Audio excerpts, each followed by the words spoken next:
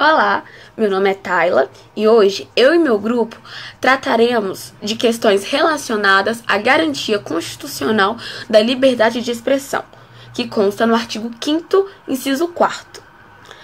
Também falaremos dos direitos elencados nos artigos 220 a 223, que trata da comunicação social, de suas liberdades e responsabilidades, tanto na livre manifestação do pensamento quanto no exercício do serviço de imprensa.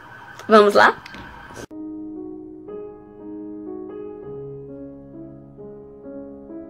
Siegfried Ellwanger Castan, um escritor e editor brasileiro, negava publicamente a existência do Holocausto, acontecido na Segunda Guerra Mundial. Além disso, ele propagava em seus livros o antissemitismo, ou seja, ele disseminava o ódio e o preconceito contra os judeus.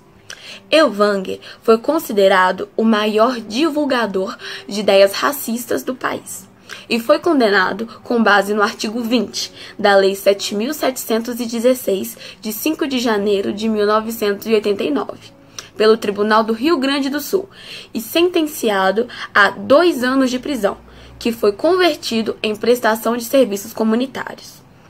O escritor, inconformado com sua sentença, recorre ao STJ.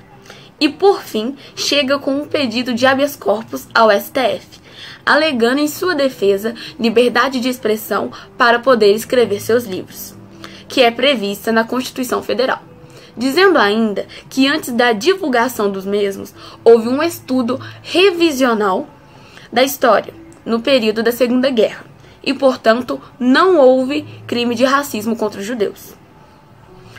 Para realizar esse julgamento, o STF usou como base a construção político-social do termo raça, que dá existência ao preconceito e segregação, o que não faz jus a um Estado democrático de direito. O caso foi amplamente debatido em plenário do STF, mas não contou com uma decisão unânime, uma vez que os temas discutidos ficaram entre o gozo da liberdade de expressão e seus limites constitucionais, que não podem ultrapassar ou extinguir outros direitos, como no caso, o crime de racismo, previsto no artigo 5º, inciso 42. Essa discussão de liberdade de expressão versus racismo gerou intensos debates entre os ministros acerca de seus votos, como nós veremos a partir de agora nesse vídeo.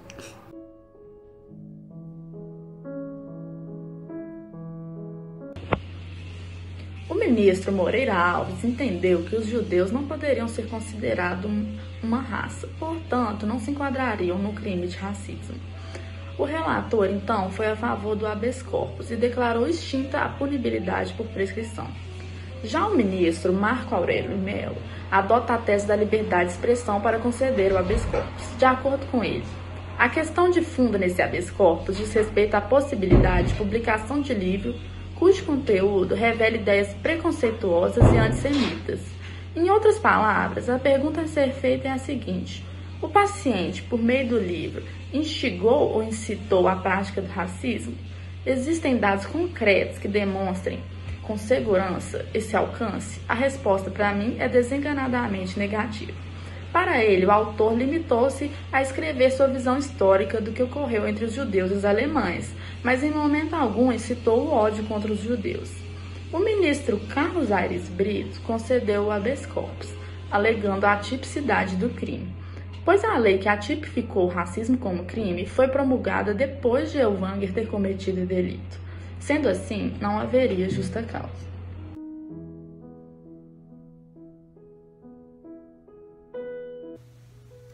Bom, o ministro Maurício de Correia abriu divergência no plenário considerando que a publicação dos livros deve ser tipificada como racismo e não somente como discriminação.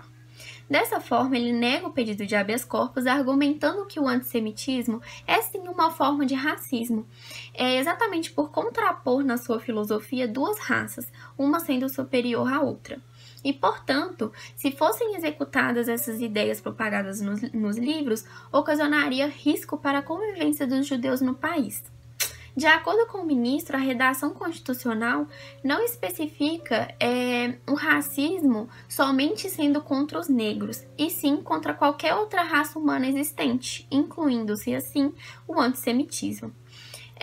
O ministro Celso de Mello também negou o pedido de habeas corpus sob o argumento de que quando o indivíduo ofende a dignidade de qualquer humano, especialmente quando ele é movido por razões de cunho racista, ele ofende também a dignidade de todos e a cada um deles, visto que todo e qualquer ser humano pertence à mesma espécie, à mesma origem, portanto, por isso, todos nascem iguais em direito e dignidade. Por fim, o ministro Gilmar Mendes entendeu que o racismo ele configura conceito histórico e cultural, negando assim o recurso de habeas corpus. Segundo ele, não se pode atribuir primazia à liberdade de expressão no contexto de uma sociedade pluralista, em face de outros valores como a igualdade e a dignidade humana.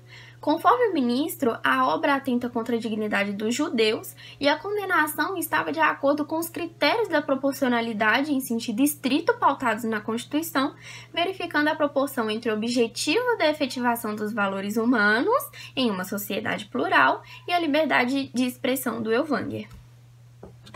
Bom dia a todos. Eu vou falar sobre os 4 ministros que negaram o habeas corpus a Elvanger. São eles o Carlos Veloso, Nelson Jobim, Ellen Grace e César Peluso. O Nelson Jobim e o Carlos Veloso, eles, na argumentação lá para negar, eles disseram que as publicações, elas configuram sim racismo, antissemitismo, e que elas ameaçam os fundamentos da sociedade livre, segundo Carlos Veloso. E não são simplesmente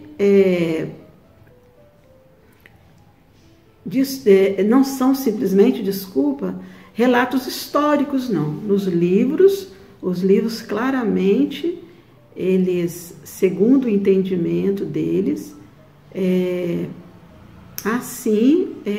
o racismo ali.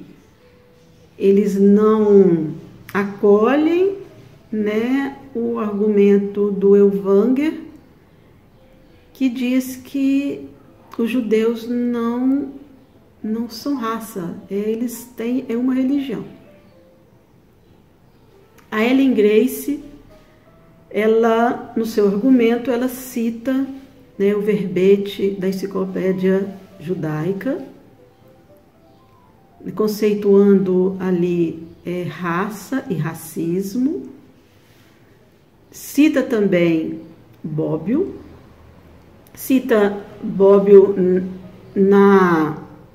no que ele descreve lá como preconceito. Ela, para demonstrar esse preconceito que existe, ela cita 2 passagens ali que ocorreram na Alemanha, de um locador de imóvel, que ele é chamado pelo inquilino dele de alemão porco. E ela, inclusive, aponta, né, falando que quem é alemão sabe que aquilo ali é uma ofensa a um alemão. Mas o tribunal, na hora que ele solicita o despejo, né, desse inquilino, o Tribunal de Pequenas Causas de Berlim nega, falando que ele era um cidadão alemão, mas era judeu. Então, aquele termo não era para trazer nenhum impacto, né, nenhuma afronta a ele como pessoa. O outro caso também, ela cita um segundo caso e demonstra ali que em nenhum dos dois a justiça teve um olhar para a pessoa ali do judeu. E ela cita, ela fala lá também, que só um minutinho, por favor. Ela cita, ela fala o seguinte, que a existência de raças definidas é apenas um dos postulados da ideologia racista. E que no final da argumentação dela, ela fala que é impossível aceitar a argumentação segundo a qual, se não há raça, não é possível o racismo. Ela diz que ali sim há o preconceito e há o antissemitismo nas publicações do Ellwanger. O César Peluso, ele diz que Ellwanger não apenas publicou um livro tratando desses assuntos, foram vários livros, e que ao editar e publicar o conteúdo de uma série de livros, ele está instigando a discriminação. E segundo Peluso, dessa forma, ele contraria uma tutela constitucional de princípios, né, típicos, né, tipificando assim o racismo. E ele, inclusive, diz o seguinte, abre aspas, a discriminação é uma perversão moral que põe em risco os fundamentos de uma sociedade livre. E nós temos ali ele defendendo, né, fielmente a dignidade humana, a Constituição brasileira, né, os fundamentos ali da dignidade humana.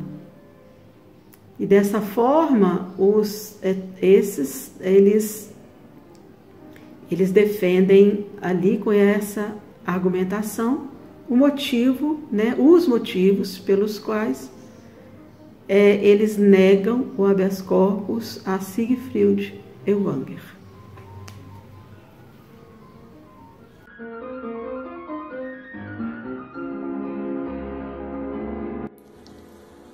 A DPF é a arguição de descumprimento de preceito fundamental, é um mecanismo de controle de constitucionalidade exercido pelo Supremo Tribunal Federal. A DPF 130 ela foi proposta pelo Partido Democrático Trabalhista, o PDT, para declarar a inconstitucionalidade de dispositivos dos artigos da Lei 5.250 de 67. Artigos estes que não foram recepcionados pela Constituição Federal de 1988. A lei objeto dessa arguição é também chamada de Lei de Imprensa e que foi editada no período do regime militar vivido no Brasil. E por esse motivo, pela época que ela foi editada, ela apresenta em seus artigos um controle excessivo do trabalho da imprensa. Inclusive, em um dos seus artigos, o profissional de imprensa ele é passível até de ser penalizado, tanto civil quanto penalmente, né, pelo seu trabalho. Então, a liberdade de imprensa ela era de uma certa forma cerceada nessa lei. Dessa forma, os principais temas debatidos em plenário diziam respeito à liberdade de expressão, a liberdade do exercício da imprensa, qual é o efetivo papel do Estado no controle das atividades de imprensa.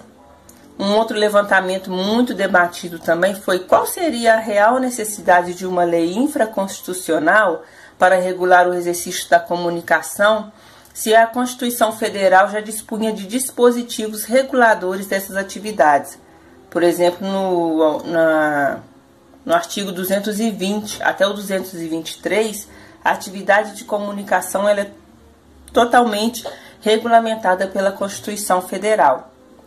Outro ponto levantado foi o seguinte: se declarasse a inconstitucionalidade de apenas alguns artigos, como queriam alguns ministros, teríamos como resultado uma lei fatiada e que poderia aumentar a dificuldade do intérprete constitucional no momento da aplicação efetiva da lei. Ele poderia sentir uma certa dificuldade no momento da interpretação de qual dispositivo ele iria utilizar para fundamentar a sua decisão. Já os votos contrários à arguição sustentavam que alguns artigos eram sim compatíveis com a Constituição Federal. Outro ministro alegou na sua sustentação que, se em 20 anos a lei de imprensa e Constituição conviveram normalmente, por que essa questão estava sendo levantada somente naquele momento? Ele diz, por que essa questão está sendo levantada somente agora? Qual é o real interesse, né, de levantar essa questão de incompatibilidade agora? Houve também a sustentação de que a liberdade de imprensa ela deve ser sim plena, mas que essa liberdade ela não é absoluta e que o papel do Estado é fundamental para a vigilância e controle. O ministro Gilmar Mendes defendeu muito essa tese, alegando que a vigilância estatal não é só maléfica, ela também pode ser benéfica. Ela pode proteger, por exemplo, a minorias diante de um poder hegemônico, que é o poder da imprensa. Houve também discursos sobre a liberdade de expressão será totalmente aliada à democracia, porque ela informa, ela forma opinião e ela capacita o cidadão a tomar suas decisões a partir das informações que lhe são passadas. E foi um debate longo, né? Os votos foram longos, mas em 30 de 4 de 2009 foi por maioria dos votos declarada a procedência da ação.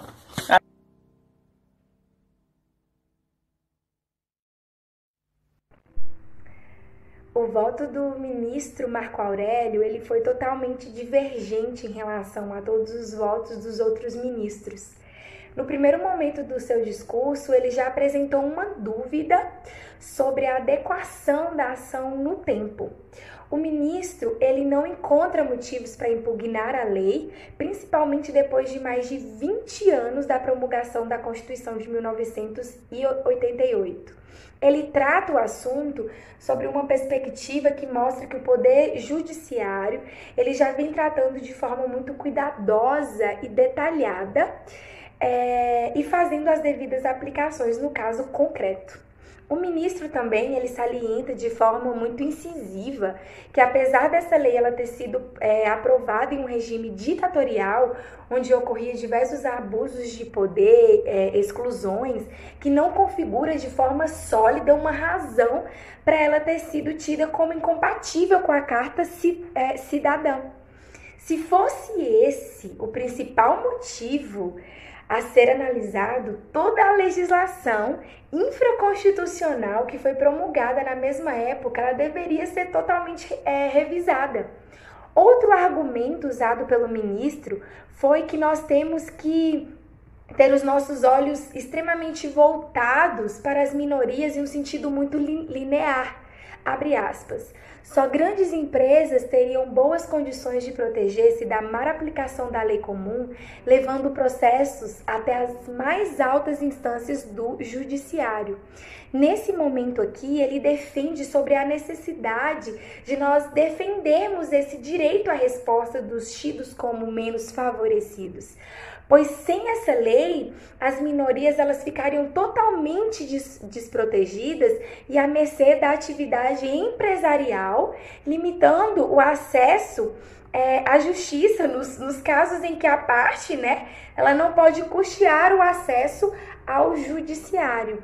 O ministro Marco Aurélio, então, chega um momento do seu discurso que ele se pergunta qual o motivo de tal ação acontecer. E ele não vê e ele não encontra nenhuma resposta. E ele deixa muito claro que deveria ficar a cargo do poder legislativo tratar sobre tal matéria de forma a garantir a segurança jurídica no campo do direito. Por isso ele diverge julgação totalmente improcedente.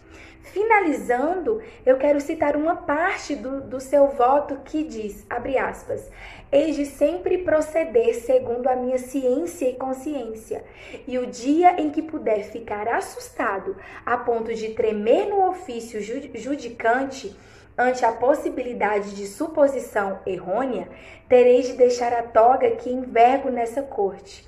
Não posso, de forma alguma, proceder a partir de um ranço, a partir do pressuposto de que essa lei foi editada pelo Congresso Nacional, em regime que aponto não como de chumbo, mas como de exceção, considerado o essencialmente democrático. Gostaria de saber e pediria que me respondessem com pureza de alma. Qual é o preceito fundamental descumprido a respaldar o acolhimento de pedido formulado na inicial desta ação? Bom, eu vou falar sobre o voto do ministro Joaquim Barbosa, que foi um dos ministros que votou contra a ação de extinção da lei de imprensa. E no voto, o ministro ele exibiu que é necessário que a imprensa tenha um valor plural e diverso. E sobre uma ótica de previsão constitucional, se deve entender a imprensa como um aparelho democrático. No voto do ministro, ele citou um professor da Universidade de Yale, o professor Owen Fish, que falava que não entende o Estado como inimigo da liberdade de imprensa, como um mediador, apenas no sentido de cercá-la. E, pelo contrário, o ministro Joaquim entende que o Estado pode interferir na imprensa de modo que atribua uma maior liberdade a ela. Um ponto muito importante que foi levantado pelo ministro foi o fato da grande influência que a mídia exerce sobre a sociedade e que isso resulta uma falta de regulação na atividade da imprensa, o que facilmente levaria aos receptores da mensagem da mídia, as pessoas que recebem a informação, a correr perigo. E como exemplo disso, como exemplo desses perigos, a gente pode citar as vedações que estão contidas na Lei 5.250. O Joaquim Barbosa ele não entende que tais ensinamentos estejam irregulares com as previsões da Carta Cidadã. E nas palavras dele, a gente tem que tendo em mente esses riscos que o ultraliberalismo pode trazer, que eu, a exemplo de Fish, penso que, sem dúvida, o Estado pode, sim, ser um opressor da liberdade de expressão, mas ele pode também ser uma fonte de liberdade, desobstruindo os canais de expressão, que são vedados àqueles que muito buscam, conscientemente ou inconscientemente, silenciar e marginalizar. Bom, e com isso, ele entende que cabe uma prévia atuação legislativa sobre a liberdade de imprensa, e que artigos como o artigo 20 e 21 da lei devem ser mantidos, porque eles versam sobre os tipos penais de calúnia, injúria e difamação no âmbito da comunicação pública e social. O ministro ele concorda com o voto do relator, mas, no entanto, ele sustenta a procedência parcial da ação pela manutenção dos artigos 20 e 21 da lei de imprensa.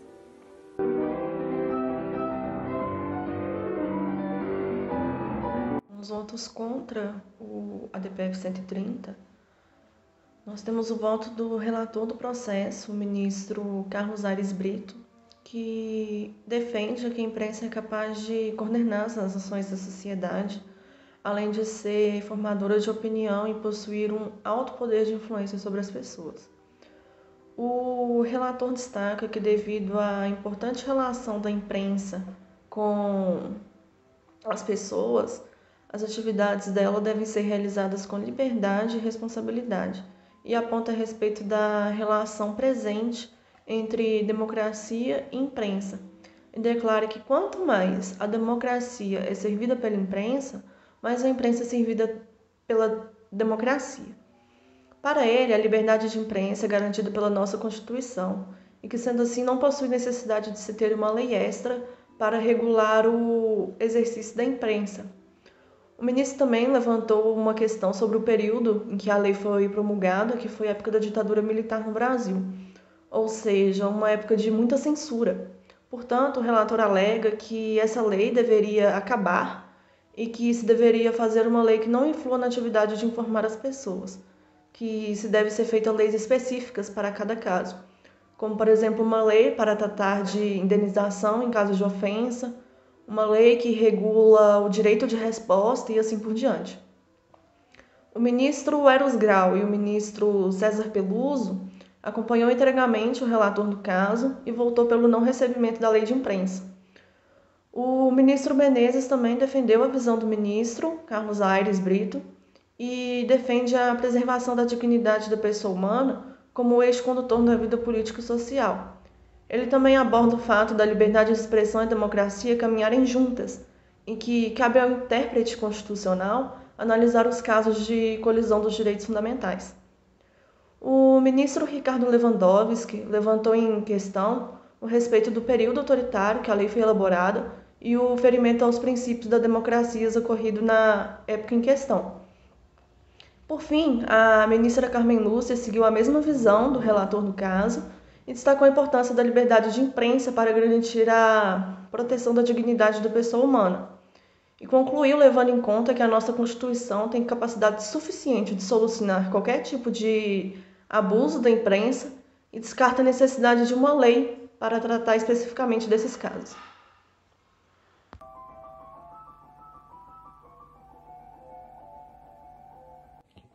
Bom, eu gostaria de começar a conclusão citando o artigo 5º da Constituição, que diz no caput dela o seguinte, abre aspas, todos são iguais perante a lei, sem distinção de qualquer natureza, garantindo-se aos brasileiros e residentes no país a inviolabilidade do direito à vida, à liberdade, à igualdade, à segurança e à propriedade.